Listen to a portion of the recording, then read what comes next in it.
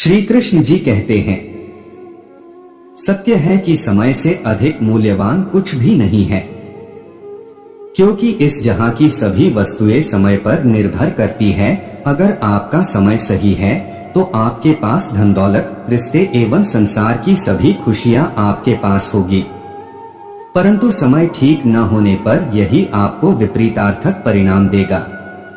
सर्वप्रथम आपको यह जानना चाहिए कि समय मूल्यवान तो होता है, परंतु यह किसी के नियंत्रण में नहीं होता और न ही किसी से भेदभाव करता है। इसलिए समय को अपने जीवन के अनुकूल बनाने के लिए सकारात्मक सोच के साथ सही दिशा में निरंतर प्रयास करें। कपड़े और चेहरे अक्सर झूठ बोला करते हैं, इंसान की असलियत तो वक्त बताता है। वक्त से ज्यादा जिंदगी में अपना और पराया कोई नहीं होता। अगर वक्त अपना होता है तो सब अपने होते हैं, और वक्त पराया हो तो अपने भी पराये हो जाते हैं। वक्त सिखा देता है जिंदगी जीने का तजुर्बा, फिर नसीब क्या, लकीर क्या और तकदीर क्या। समय हमेशा परिवर्तनशील होता है। समय अपने साथ परिवर्तन लाता है। समय के आगे सभी को झुकना पड़ता है, लेकिन आप भविष्य को परिश्रम से अपने इच्छा अनुसार परिवर्तन कर सकते हैं। पहले लोगों ने सिखाया था कि वक्त बदल जाते हैं, अब वक्त ने सिखा दिया कि लोग भी बदल जाते हैं। समय बहुत ही महत्वपूर्ण है। जिंदगी में लगातार आगे बढ़ने के लिए हर काम समय पर करना चाहिए। हमें समय को बर्बाद नहीं करना चाहिए। कहा जाता है कि वक्त धन से भी ज्यादा मूल्यवान होता है। धन फिर से कमाया जा सकता, किंतु खोया हुआ समय फिर से नहीं लाया जा सकता। इसलिए समय को महत्वपूर्ण कामों में लगाना चाहिए। आज हम आपके लिए लेकर आए हैं समय पर सुविचार, जिसे पढ़कर आप अपने मंजिल के रास्ते को आसान बना सकते हैं।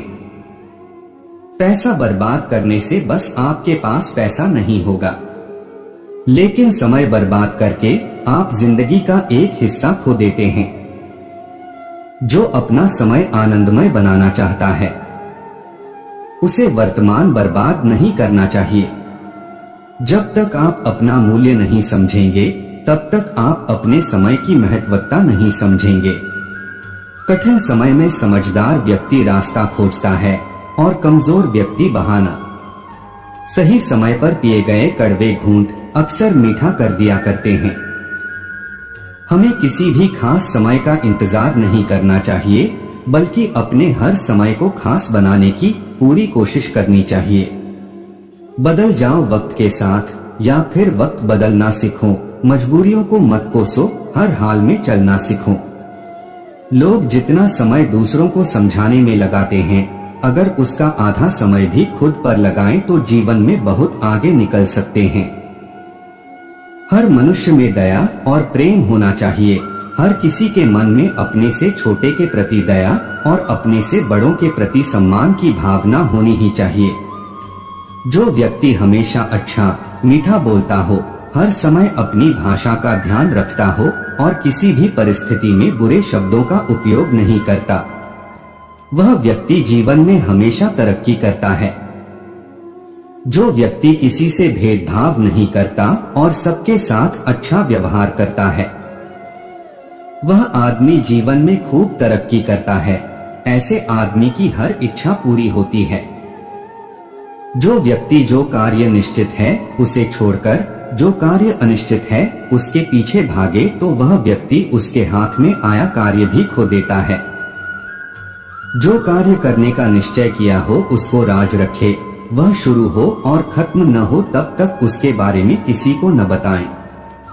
जो व्यक्ति आपका का कुमित्र अर्थात जो मित्र योग्य नहीं है, उन पर कभी भी विश्वास नहीं करना चाहिए, और जो मित्र है उन पर भी अंधा विश्वास नहीं करना चाहिए।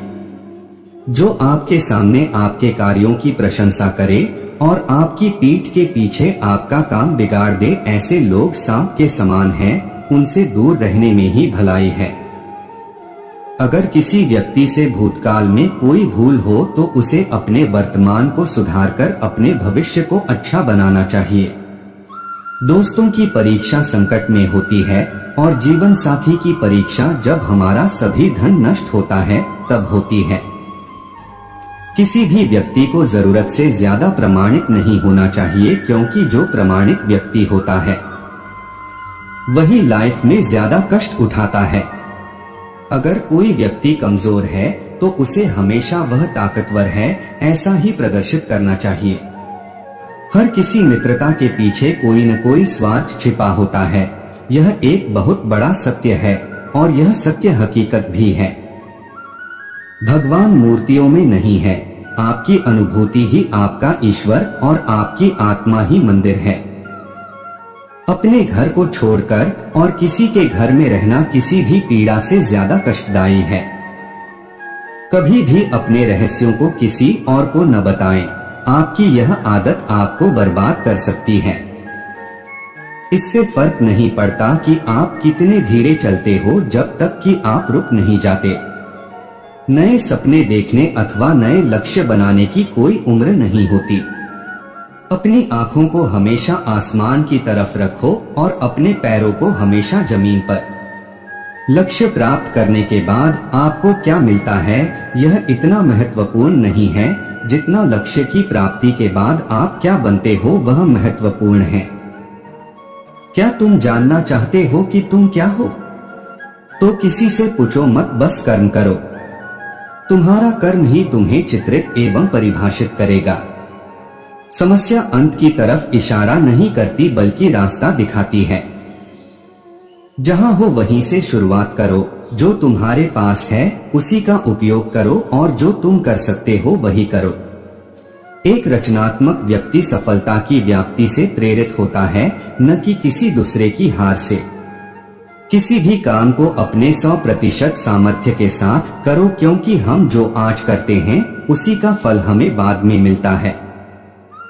दुख और विपदा जीवन के दो ऐसे मेहमान हैं जो बिना बुलाए ही आते हैं। प्रियजनों से भी मोहवश अत्यधिक प्रेम करने से यश चला जाता है। माता पिता की सेवा और उनकी आज्ञा का पालन जैसा दूसरा धर्म कोई भी नहीं है। माया के दो भेद हैं, अविद्या और विद्या। इस दुनिया में दुर्लभ कुछ भी नहीं है अगर उत्साह का साथ न छोड़ा जाए। संसार में ऐसे लोग थोड़े ही होते हैं जो कठोर किंतु हित की बात कहने वाले होते हैं। नीच की नम्रता अत्यंत दुखदायी है। अंकुश, धनुष, सांप और बिल्ली झुककर वार करते हैं। अति संघर्ष से चंदन में भी आग प्रकट हो जाती है। उसी प्रकार बहुत अवज्ञा किए जाने पर ज्ञानी के भी हृदय में भी क्रोध उपज जाता है। बलवान पुरुष क्रोधित नहीं होते।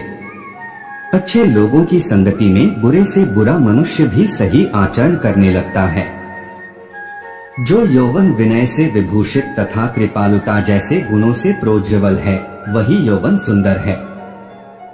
ऐसा कोई व्यक्ति अब तक नहीं जमा जो वृद्धावस्था को जीत सका हो। महत्वाकांक्षा से युक्त मन सदैव खाली रहता है। ऐसे व्यक्ति मिलते हैं जो विपत्ति का सामना करते समय हताश नहीं होते या भ्रम से आच्छन्न नहीं होते। संतोष नंदन वन है तथा शांति कामधेनु है। इस पर विचार करो और शांति के लिए श्रम करो। सहयोग और समन्वय की सदैव जीत होती है। आपसी फूट मनुष्य को नष्ट कर देती है। राजा को सदैव प्रजा का ध्यान रखना चाहिए। ऐसा विचार करके दुखी न हो कि विधाता का लिखा हुआ नहीं मिट सकता।